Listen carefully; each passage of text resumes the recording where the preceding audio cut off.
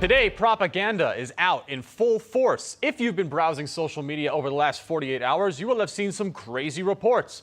One being that Donald Trump, president of the United States, has completely cut ties with Prime Minister Benjamin Netanyahu, and they will not be speaking anymore because of Netanyahu's arrogance and lack of desire to listen to anything that Donald Trump says. The second report is that Trump is moving to recognize a Palestinian state in total defiance of Israel. Finally, a win for the Palestinians in the Islamic world. However, there is just one problem with both of these reports. They are completely false. They're fake. They're propaganda. Now, the report regarding the creation of a Palestinian state came from a very interesting source, the supposedly very pro-Israel and Zionist Jerusalem Post, led by editor-in-chief Tzvika Klein.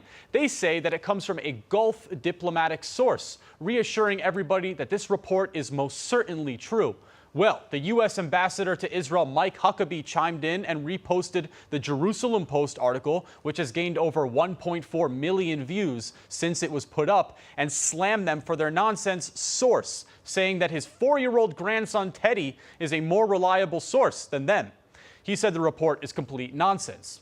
Now, this is not the first time that the Jerusalem Post has been involved with their supposed Gulf state sources. They've been in the line of fire in recent months for their connection to Qatar, known for funding Hamas, as well as dumping hundreds of millions of dollars into the United States school system to push leftist propaganda.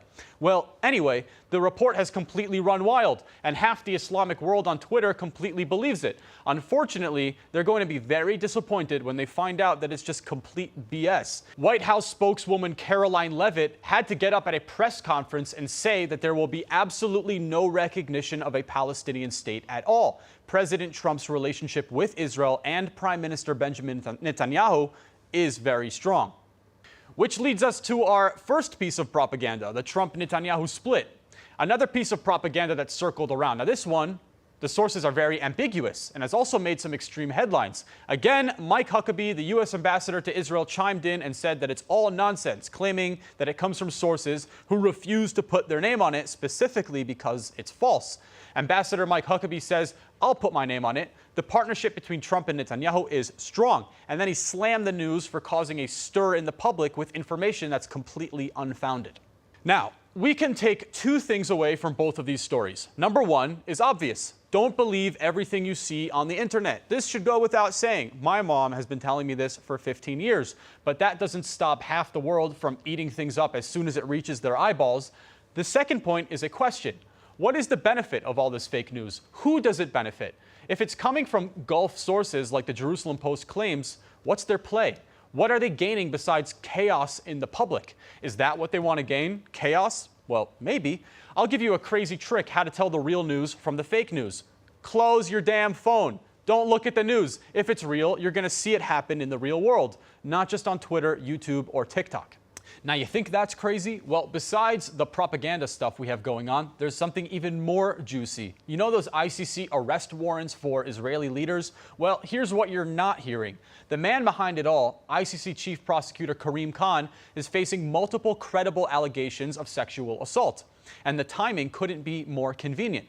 According to detailed testimony obtained by UN investigators and the Wall Street Journal, Khan's female assistant accused him of months of abuse, including rape, in cities like New York, Bogota, and Paris, and even more.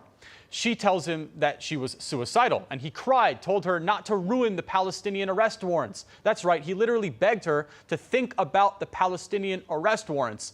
When she finally had enough and broke down and told his aides what had been going on, Khan reportedly panicked. First, he said he'd resign, but then he walked it back.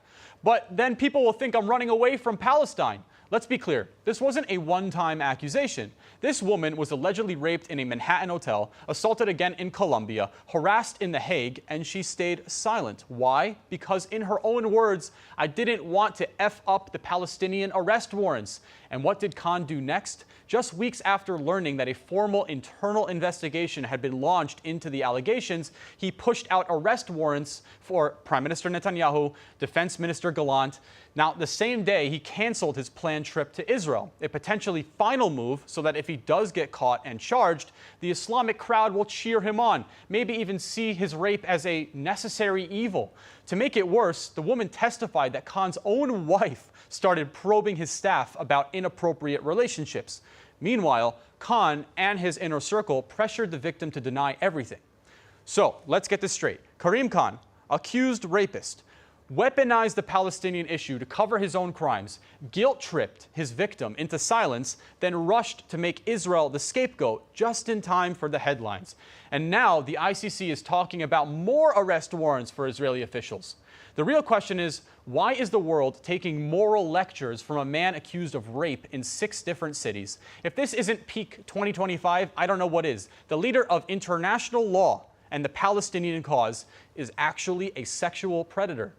Now, you're probably thinking 2 things. One, yeah, that's pretty wild. The second thing, wow, this is just what I expected. And you're right about both. It's important to remember that if Facebook, Twitter, Instagram, and TikTok are free, you are the product. So don't give them what they want. Fight back by living your best life. Get outside, spend time with loved ones, read a book, talk to God, meditate, go for a hike, a walk even. The news is targeting you. Don't let them get what they want.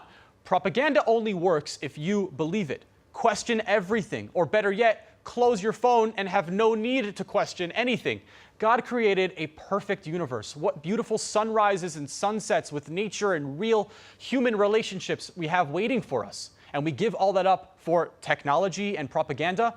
Get out there, be free from all this. I know that if you take one scroll through X, you'll think that the world is ending today. But look outside, it's not ending. God vowed never to destroy the world again after the flood and Noah's Ark. Chill out, it's all gonna be okay. For jfeed.com, this has been Overnight Israel. Please like, share, comment, and subscribe. Catch you next time.